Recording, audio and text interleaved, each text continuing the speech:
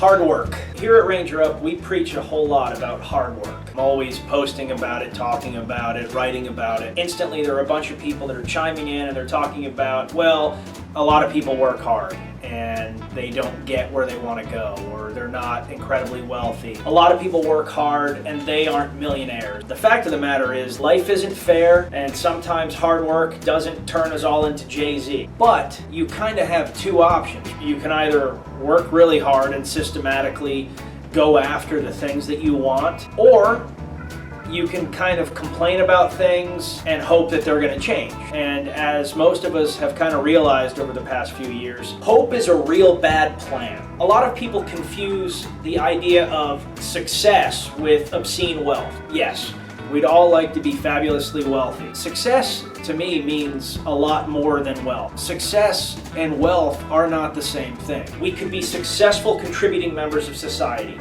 We can be great examples for our kids. We can run our own businesses. We can set the tone for success for this generation. You help people on a daily basis. You accomplish great things, and that you continue to push no matter what the circumstances are. That is the American spirit. That's what makes our country great. It's important that we don't lose that. Hard work is the currency for success. The other thing that you need to know about hard work is hard work's dirty little secret. It's never ending. People have this belief that there's like some point where you make it and then you basically just kind of like sit around in a lap of luxury. That is the furthest thing from the truth.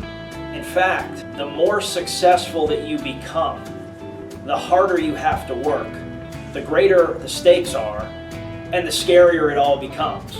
Also exciting, but definitely scary. We have a saying around here that we're only as good as our last shirt. We are only as good as our last video. We're only as good as our last event, and we mean that. It's important to us that we deliver the best. And we know that the second we stop working hard, the second we get comfortable and start thinking like, oh, we've made it. That's the minute that we become first, not the best, and then cease to exist. And that's the approach that I recommend everybody take, regardless of whether you're running your own business, working in a job, doing whatever. The second you're not hungry, the second you're not hustling, you don't matter anymore. You're just gonna be sitting on a chair, relaxing. There's a word for that.